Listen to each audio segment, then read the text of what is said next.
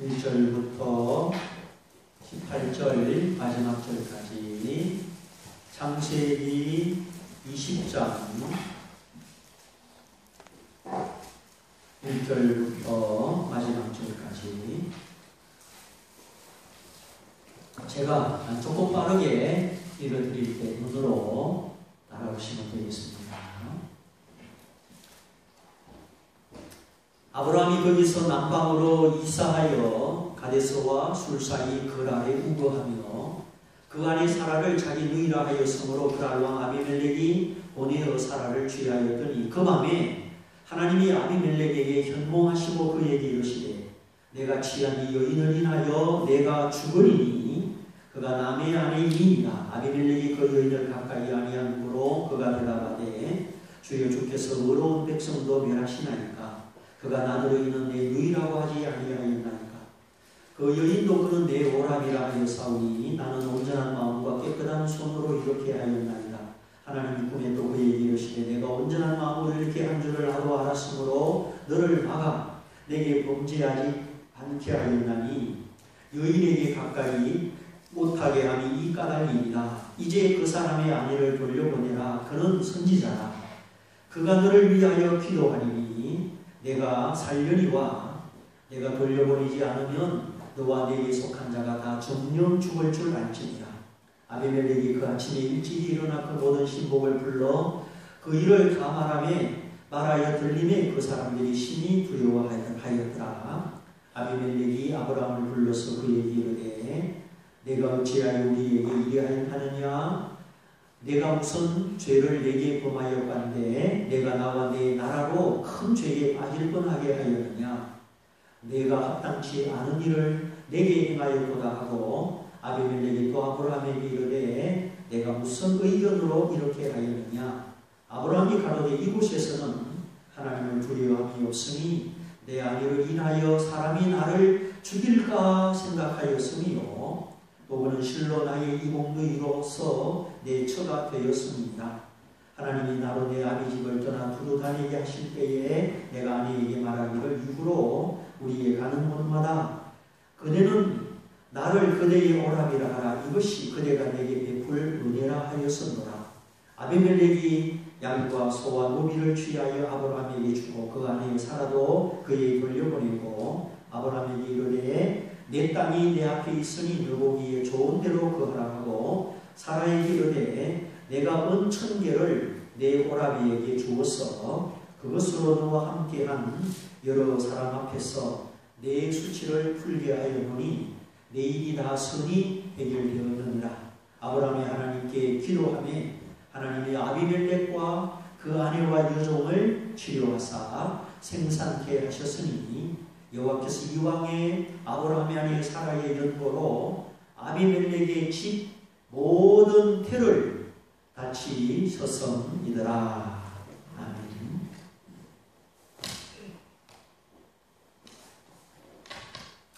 자, 하나님이 소돔과 고모라 성에 유황불을 부으시고 심판을 내리셨죠. 그 사건이 일어난 이후에 아브라함이 헤브론을 떠나서 그랄 땅으로 애굽 가까운 쪽 남쪽으로 이사를 하였다. 오늘 1, 2절에 나오지요. 그때나 지금이나 살던 곳을 떠나가지고 터전을 정리해서 이사라는 것은 쉬운 일도 아니고 원하는 일도 아니지요. 그런데 아브라함 소돔 고모라 성 멸망 사건 이후에 기대치 않게 그랄 땅으로 이사를 하게 됩니다. 왜 이사를 하게 되었습니까? 아브라함이 살던 헤브론 지역이 멸망당한 소돔과 고모라 성과 멀지 않았기 때문입니다. 하늘에서 불이 내려 소돔 고모라 성과 그 근처 마을이 다 불탈 때 아브라함이 눈을 들어보니까 뭐가 보였습니까? 옥리점의 연기같이 새까만 연기가 하늘 높이 치솟는 것을 아브라함이 살던 헤브론 땅에서 보았다고 했지요. 성경에.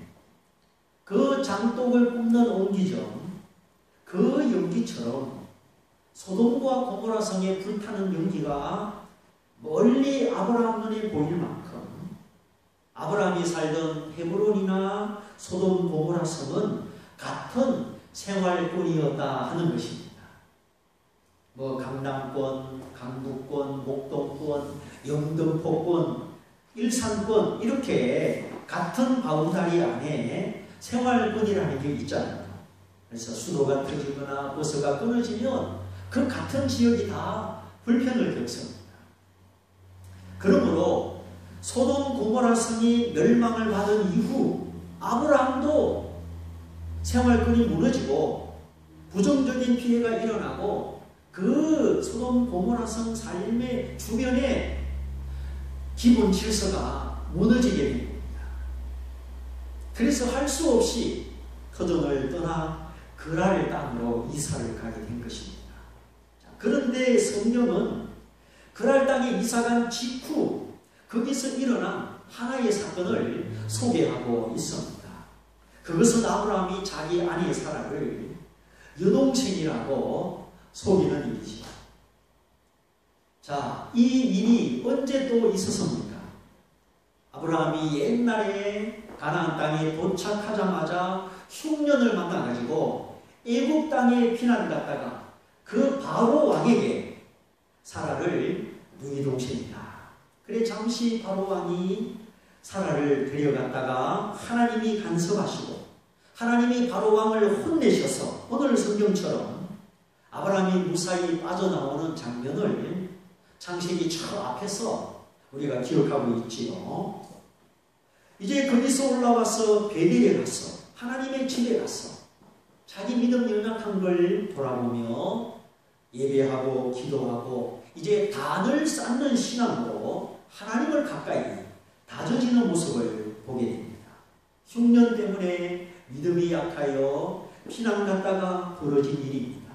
거기서 교훈을 받고 오히려 그 실수가 만회가 되어서 더 하나님을 의지하는 믿음으로 베델에 하나님의 집에 간 것이죠. 아, 생명을 지키는 분이 하나님이시구나. 흉년도 주시고 풍년도 주시는 분이 하나님이에요. 한나라의 왕 바로 왕도 주관하시는 분이 하나님이시요. 또 물질을 주장하시는 분도 하나님이시다. 아브라함은 몸소 겪고 배웠기 때문에 롯의 목자, 아브라함의 목자가 싸울 때 어떤 태도를 취했습니까? 우리는 친척간이니 싸우지 말자.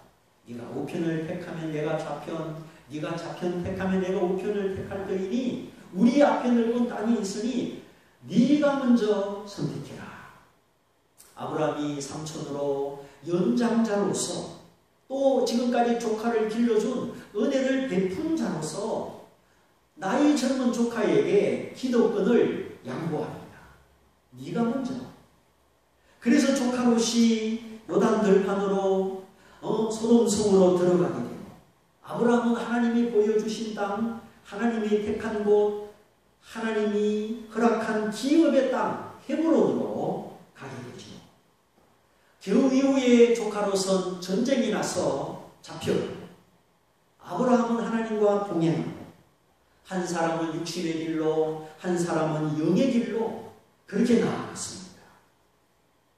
그 조카 롯이 잡혀갔을 때 아브라함은 그 조카를 사랑해서 목숨 걸고 찾아가서 구해냅니다.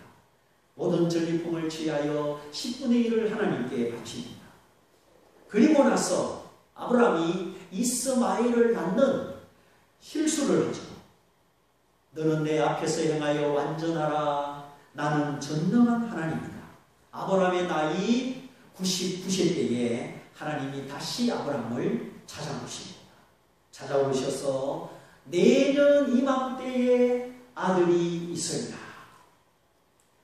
몸에서 날 자식을 약속하시고 한 가지 더 소돔 고모라가 멸망받을 사실을 가르쳐 주십니다. 그래서 아브라함이 그 사실을 알고 하나님을 가로막아서서 하나님 의인 50명, 45명, 40명, 30명, 20명, 10명만 있어도 멸하지 마소서. 무려 6번을 인간 피조물이 감히 하나님 앞을 막아서서 하나님과 씨름하면서 중보를 하였습니다. 이 중보 기도는 참 귀중한 거예요. 그 이후 그럼에도 불구하고 의인이 없는 그 도시가 망하고 아브라함이 그 생활권을 떠나서 그랄로 이사 오게 된 것입니다. 자, 그러면 시기로 보아서 아브라함이 부득이 이사하게 된 그때가 아브라함의 믿음의 초기입니까? 후기입니까? 초기입니까? 후기입니까? 후기지요. 나이는 99세예요. 75세에 두 번째 부름을 받았는데 이제 99세 되었습니다. 1년 후에 이삭을 얻게 되고 기다리던 응답을 받게 되는 그 믿음이 원숙하게 된 시간입니다.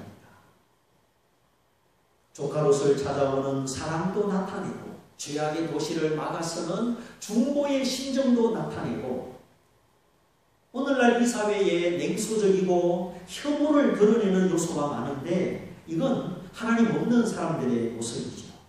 자기를 탓할 줄 모르고 남을 막 비웃고 따돌리고 냉소하고 참웃음을 보내고 혐오하는 이런 시대에 이런 분위기는 하나님의 자녀들은 자녀들의 모습은 아닙니다. 하나님의 자녀는 아브라함처럼 죄악의 도시라도 멸망받을 도시라도 눈물로 감싸고 중보 기도로 품는 바로 그 마음이죠. 주여 이 성을 멸하지 마옵소서. 이 성을 살려주옵소서. 오늘 이 시대 다음 세대 우리 자녀들의 세대를 살려주옵소서. 이것이 아브라함의 심정이요 오늘 우리들의 심정입니다. 그러므로 우리 안에 냉소가 일어나고 자꾸 판단하고 혐오하는 마음이 생기고 이런 것이 일어날 때는 조심해야 됩니다. 항상 눈물과 긍휼로 하나님을 만나는 것이 좋습니다. 이렇게 아브라함은 그 죄악의 도시도 의롭지 않은 도시도 멸망하지 않도록 긍휼과 사랑으로 중보하고 끌어안는 그런 성숙한 믿음을 보여주었습니다. 나이 99세요 신앙의 초년기를 벗어나서 이제 하나님의 그 수건 응답을 기다리는 신앙의 후반기였습니다. 그 신앙의 후반기는 바로 중보의 심령 끝까지 품고 판단하지 않는 중보기도. 너 죄악의 도시 소돔과 고모라 성, 야 너는 망해야 돼, 너는 죽어야 돼. 그것이 아닌 중보기도, 망하지 않도록 품고 판단하지 않는 중보기도. 이 심정이 성숙이요 신앙의 후반기라 할 수가 있습니다. 그런데 이런 신앙의 후반기에 도달한 아브라함, 죄악이 많은 도시를 중보기도로 품을 수 있었던 아브라함, 그가 오늘 창세기 20장에 와서 저 창세기 14장에 신앙의 초반기 때 했던 실수를 똑같이 하는 모습을 보게 됩니다. 자기 아내 사라를 네 동생이라고 말하는 것이죠. 지금부터 24년 전에는 바로 왕에게, 24년 후 지금은 그랄 땅의 아비멜렉 왕에게 대상만 다를 뿐 똑같은 아브라함의 모습을 기록하고 있습니다. 제가 창세기 20장의 이 모습을 보고 하나님께 궁금증이 생겼습니다. 아니 왜 하나님이 이런 모습을 여기 후반기에 와서 이렇게 기록하셨을까? 별로 아브라함에게 뭐 좋은 모습이 아닌데 이거에 뛰어넘지 않으시고 왜 하나님이 이 20장의 이 말씀을 기록하셨을까? 무엇이든지 기록으로 남기는 것은 다 이유가 있기 때문이죠.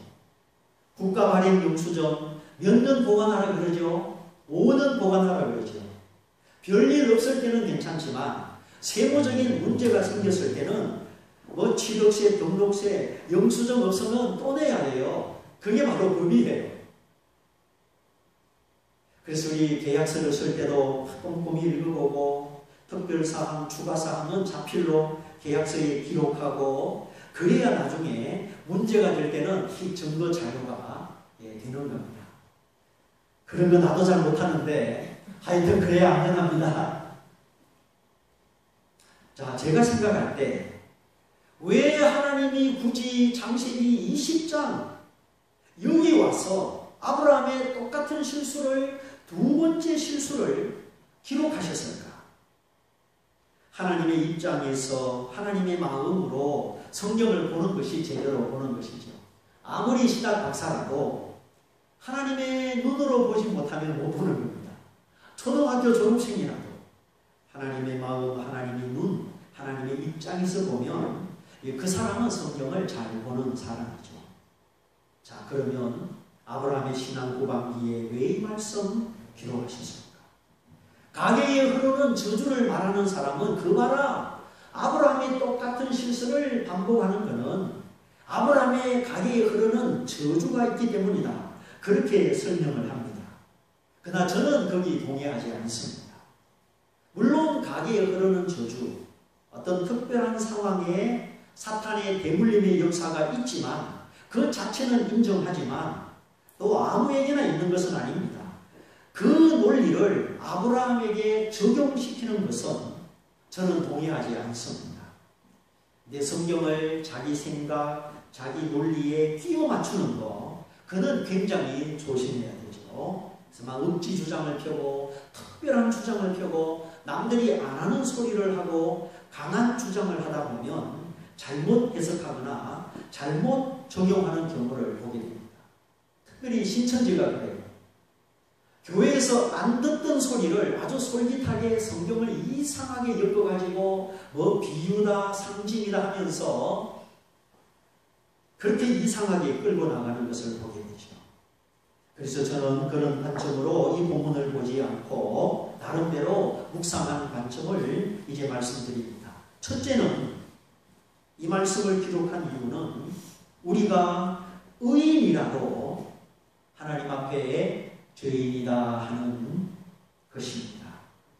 사람이 보기에 뛰어난 의인이라도 하나님 보기에는 여전히 죄인이라는 것이죠.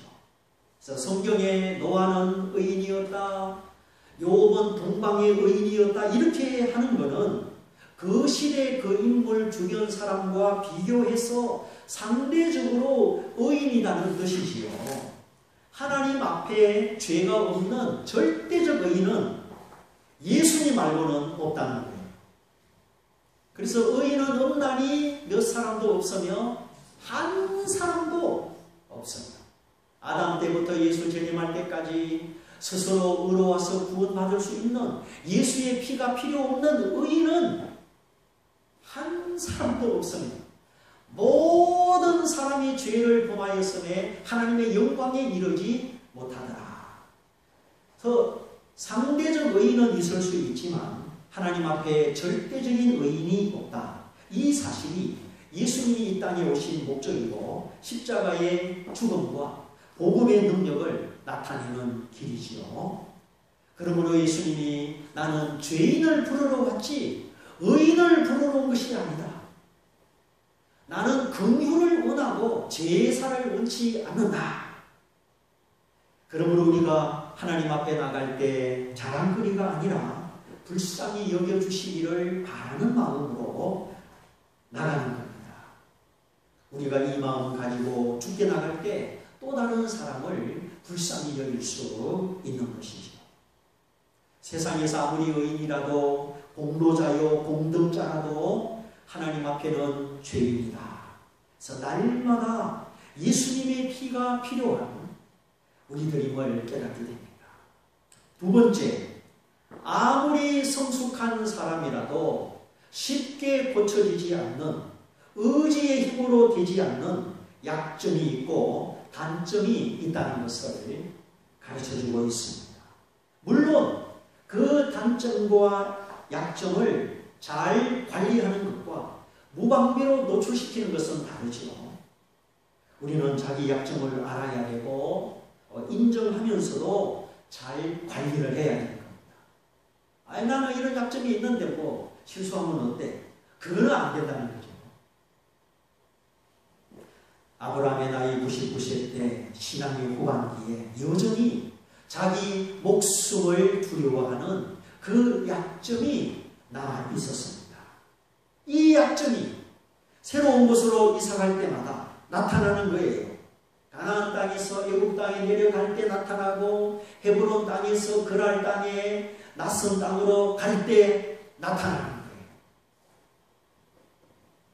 낯선 곳에서 자기를 죽이고 자기 아내를 빼앗아 갈 것이라고 하는 이 두려움이, 이 약한 점이 쉽게 아브라함을 떠나지 않고 그의 신앙이 원숙할 때도 나타났다.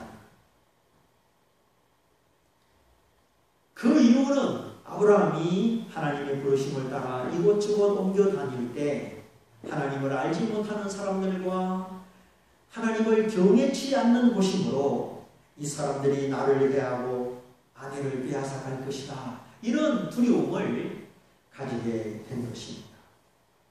그런데 이상하게도 이런 아브라함을 책망하지 아니하시고 오히려 하나님은 바로 왕을 꾸짖으시고 아비멜렉 왕을 꾸짖으시고 오늘 또 보니 아비멜렉 집안의 모든 여인의 태를 하나님이 다 닫아버리십니다.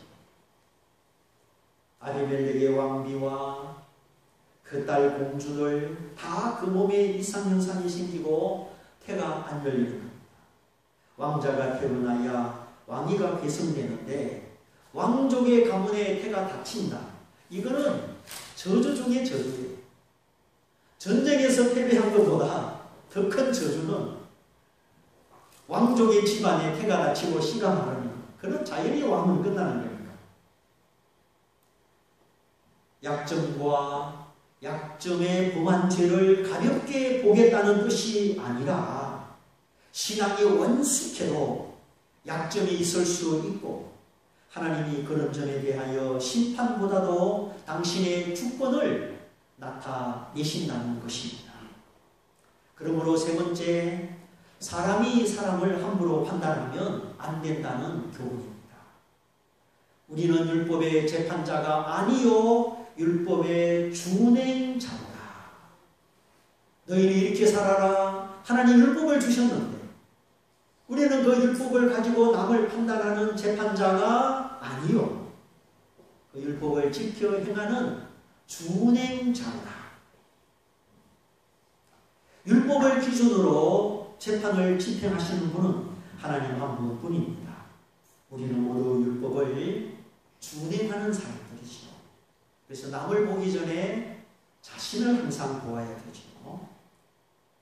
그러므로 어떤 사람이라도 사람이 사람을 함부로 판단하는 것은 지혜자의 태도가 아니요 신앙인의 태도가 아니라는 것입니다. 마지막 네 번째로 하나님은 드러낼 자를 드러내시고 보호할 자를 보호하시는 점입니다. 악인이 있어도 선인이 있어도 하나님 당신의 목적과 뜻을 따라 모든 악인의 악을 다 드러내는 것 아니고 모든 선인의 선을 다 드러내는 것이 아니라는 것입니다. 참새 한 마리도 허락지 않을 때는 하나님이 참새의 목숨을 지켜 땅에 떨어지지 않게 합니다. 그런데 당신의 교훈과 영광을 나타낼 필요가 있었을 때는 동풍을 불어 공중의 메추라기가 사람 허리까지 차도록 온 지면에 가득하게 하였습니다. 출애굽한 이스라엘 백성들이 믿음이 아니라 정욕으로 고기를 달라고 했으니까 그냥 하나님이 어른 허리에 찰 만큼 그 메뚜라기채를 지면에 가득하게 하나님의 목적과 필요를 따라 참새 한 마리도 아끼시고 어떤 때는 메추라기를 이렇게 쏟으시기도 합니다. 엘리 제사장은 의자에 앉아있다가 일어서다가 그만 목이 부러져서 죽었습니다. 그러나 사드락 메삭 아벳느고는 7배가 뜨거운 풀무불 속에 들어갔어도 털끝 하나 상하지 않았습니다. 이게 하나님이 하시는 거예요. 하나님이 드러낼 자는 드러내시고 보호할 자를 보호하시되 당신의 필요와 주권과 목적을 따라서 하신다는 겁니다. 그러므로 악인이 있어도 모든 악을 다 드러내는 것 아니요. 선인이 있어도 그 모든 선을 다 드러내는 것은 아닙니다. 우리가 생각할 때 하나님 저렇게 악한 놈을 그냥 두십니까? 그런데 하나님은 그 악인을 그냥 두셔요. 또 반대로 하나님이 이렇게 의롭고 선한 사람을 상 안 주십니까? 뭐 좀 눈에 보이게 안 해주십니까? 우리가 악인에 대하여 때로는 의인에 대하여 이런 심정을 가질 때가 있습니다. 그렇습니까? 안 그렇습니까? 그런데 하나님은 아무것도 모른다는 것처럼 가만히 계십니다. 정말 몰라서 가만히 계시는 건 아니죠. 하나님은 일하시는 분이요, 목적과 때를 가지고 움직이시는 분입니다. 잠잠히 계시면 잠잠한 것이 아니요 모르시는 것이 아닙니다. 하나님이 다 아셔서 기념될 만한 사건은 당신의 기념책에 기록하신다고 하였습니다. 우리도 뭐 부모 생일, 결혼 기념일 그런 거 막 수첩에 달력에 기록해놨잖아요. 하나님도 마찬가지. 우리 성도의 신앙에 기념이 될 만한 기념비적인 사건은 하나님 당신의 기념책에 기록하신다고 하였습니다. 하늘나라 가면 하나님이 보여줄 거예요. 야, 목회 집사야, 네가 그렇게 행할 때 내가 감동을 받고 내 기념책에 내가 기록하였구나. 얼마나 멋있겠어요, 그날. 그리고 구원받은 성도의 모든 이름을 기록한 무슨 책? 생명책. 또 모든 사람의 행위를 기록한 행위로 이렇게 하나님은 다 알고 계십니다. 지나갔어도 그 악이든지 선이든지 나중에 다 드러나기 때문에 하나님은 당신의 뜻과 목적을 위하여 이 땅에 모든 악을 다 드러내시거나 모든 선을 다 드러내시지 않는다는 것입니다. 어제 아래 신문에 목사의 신분을 가진 사람이 또 다른 목회자를 칼로 길렀다. 참 영광을 가리울까봐 두렵습니다만 그 칼로 찌른 사람은 교계에 좋지 않은 영향을 끼치던 사람입니다. 호두의 원망을 샀던 그런 사람인데 이제 그가 자기 분을 못 이겨서 칼로 찔렀으니 하나님이 드러내신 것이 아닌가 그런 생각이 듭니다. 그 구체적인 내용은 별로 유익이 없으니까 다 말하지는 않겠습니다. 그런데 반대로 하나님이 다윗을 사랑하사 다윗이 죄를 짓지 못하도록 막아주시는 모습을 보게 됩니다. 다윗이 일단이 무리를 데리고 쫓겨다닐 때 나발의 양떼, 나발이라는 부자가 많은 양을 치고 있었는데 그 부자 옆에 살면서 양 한 마리도 손대지 않고 다윗과 군사들이 그 양떼 옆에 진을 치고 있으니까 도둑이 올 수 있어요, 없어요? 도적대가 와서 양 한 마리도 못 뺏어가는 겁니다. 그래서 간접적으로 정직하고 어려운 다윗 때문에 이 나발의 양떼들이 다 보호를 받은 겁니다. 그래서 어느 날 다윗이 부하를 보내어 나발에게 정중히 인사를 시키고 여차여차 우리가 어려움에 처하였으니 우리 소년들에게 먹을 양식을 좀 보내주소서. 다윗이 부탁을 합니다. 그런데 나발이 이 다윗을 싹 무시합니다. 다윗이 누구냐? 주인의 집을 떠나서 도망 나온 자가 아니냐?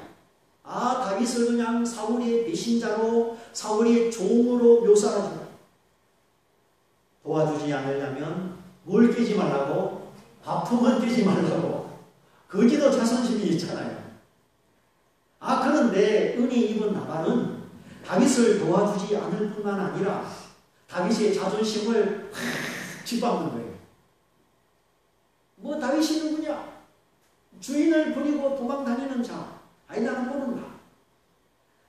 사울 왕의 시기를 받아가지고 도망 다니는 것도 힘든데 거꾸로 사울 왕을 배신한 불량한 종으로 묘사하니까 다윗이 막 엄청 화가 난 겁니다. 야, 모두 칼을 차라. 칼을 확 빼들고 가서 죽이자. 남자는 다 죽이자. 600명을 데리고 칼 들고 지금 가는 겁니다. 근데 가는 도중에 이 사실을 누가 알고 나옵니까? 나발의 아내 지혜로운 여인 아비가일이 나오죠. 다윗이요, 저 불량한 나발은 상대할 가치가 없습니다. 상대하지 마옵소서. 이 모든 죄를 제가 받겠습니다. 하오나 당신은 장차 이 나라의 왕이 될 사람이요, 하나님이 당신을 생명 싸개 속에 사셨으니 죽지도 않을 것입니다. 당신이 이제 왕이 될 사람인데 괜히 오늘 피를 흘려 오점을 남길 필요가 뭐 있겠습니까? 아주 지혜롭게 남편 대신 사죄하고 설득하고 선물을 막 갖다 주고, 특별히 다윗의 무너진 존재감을 인정해 준대요. 당신은 이제 곧 왕이 될 사람인데 하나님이 당신의 생명을 생명 싸개 속에 지키시는 그런 존귀한 사람인데 오늘 괜히 피를 흘려 인생에 어쩜 남길 필요가 뭐 있습니까? 존재감이 무너져서 화가 난 다윗이 존재감을 인정받고 화가 풀린 겁니다. 하마터면 하얀 하얀 종이에 핏방울이 떨어지듯이 다윗이 자기 감정을 못 이겨 살인자의 오점을 남길 뻔했는데 하나님이 받아주십니다. 뒤쫓던 사울왕이 자기 눈앞에 동굴 속에 들어와 잠잘 때도 죽이지 않았던 다윗이죠. 근데 이제 다윗이 왕이 되기 직전, 얼마 남지 않은 그 시점에서 하나님이 아비가일을 통하여 다윗을 보호해 주신 것입니다. 그러므로 하나님은 모든 악과 모든 선을 다 드러내시지 아니하시지만 당신의 목적과 때와 필요를 따라 드러낼 자는 드러내시고 보호할 자를 보호하신다는 사실입니다. 그런즉 오늘 똑같은 아브라함의 실수를 보면서 첫째, 의인이라도 하나님 앞에는 죄인입니다. 둘째, 원숙한 신앙인이라도 약점과 단점은 있다. 얼마나 잘 관리하느냐의 차원이지 여전히 있을 수 있다는 겁니다. 셋째는 그러므로 사람이 사람을 함부로 판단하면 안 된다. 넷째는 하나님이 다 아셔서 드러낼 자를 드러내시고 보호할 자를 보호하시니 오직 우리는 지혜로운 자로 겸손한 자로 하나님의 뜻을 이루는 성도로 살아가시기를 주님의 이름으로 축원드립니다. 이 말씀을 붙잡고 기도하겠습니다.